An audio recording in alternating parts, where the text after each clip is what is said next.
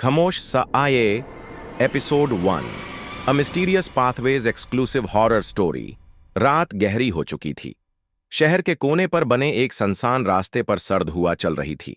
मैं अक्सर इस रास्ते से गुजरता था, मगर उस रात जाने क्यों अजीब सा खौफ मेरे दिल में बैठ गया। सुनाटा इतना भारी था जैसे दरख्तों की शाखें भी किसी राज को छिपाने के लिए साकत हो गई हूं। कदमों की चाप मेरे कानों में गूंजी। मैंने पीछे मड़कर देखा, कुछ भी नहीं था। तेज कदमों से आगे बढ़ने लगा। एक लम्हे के लिए लगा जैसे कोई लड़की सड़क के कोने पर खड़ी मुझे घूर रही हो।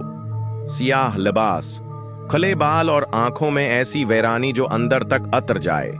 मैंने हिम्मत करके पूछा, कौन हो तुम? कोई जवाब न मिला। अगले ही लम्हे वो मंजर मेरी आंखों के सामने से गायब हो गया। ये मेरा वहम था या हकीकत? मैं खुद को यकीन दिलाने की कोशिश करता रहा कि शायद ये अंधेरे और थकन का असर है, मगर अगली रात वही मंजर फिर दोहराया गया और इस बार उस लड़की की आवाज भी सुनाई दी, सच तलाश करो वरना तुम भी मेरी तरह खो जाओगे। मेरी रूह कांप उठी। मैंने करीब जाकर देखा, वहां कोई न था। सिर्फ हुआ कि तेज सरसराहट और दरख्तों के बीच गहरा अंधेरा। अगले दिन दफ्तर पहुंचा तो मेरा दोस्त अरमान मेरी हालत देखकर हंसने लगा। यार कबीर, तुम्हें क्या हो गया है? चेहरा पहला पड़ गया है। मैंने हचकचाते हुए बताया कि 2 रातों से एक लड़की इस रास्ते पर मुझे दिखाई देती है और सिर्फ मुझसे बात करती है। अरमान का रंग भी उड़ गया। कबीर, इस रास्ते पर 20 साल पहले एक हादसा हुआ था। पुरानी फैक्ट्री के मालिक की बेटी नम्रा, वो अचानक गायब हो गई थी। किसी को आज तक नहीं पता कि वो कहां गई। कहते हैं उसकी रूह अब भी उस वीराने में भटकती है। मेरे हाथ से चाय का कप गिर गया। क्या वही लड़की थी? क्या मैं नम्रा को देख रहा हूं? इस रात मैंने इरादा किया कि सच्चाई तक पहुंचकर रहूंगा। जब घड़ी ने 12 बजाए तो मैं फिर इसी रास्ते पर गया। हवा और भी सर्द थी, अंधेरा और भी दबेज, और वो लड़की फिर वहीं खड़ी थी। इस बार उसकी आंखों में आंसू थे। मैंने लर्जती आवाज में कहा, बताओ कौन हो तुम? आखिर मुझसे क्या चाहती हो? वो आहिस्ता आहिस्ता मेरे करीब आई।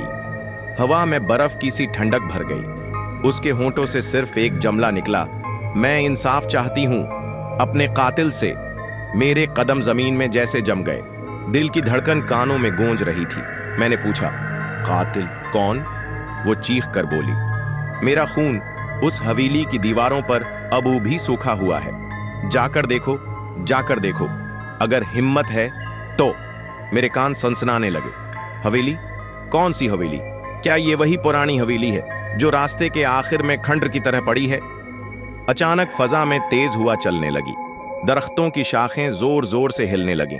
लड़की की चीखों के साथ साथ अंधेरा और गहरा होने लगा।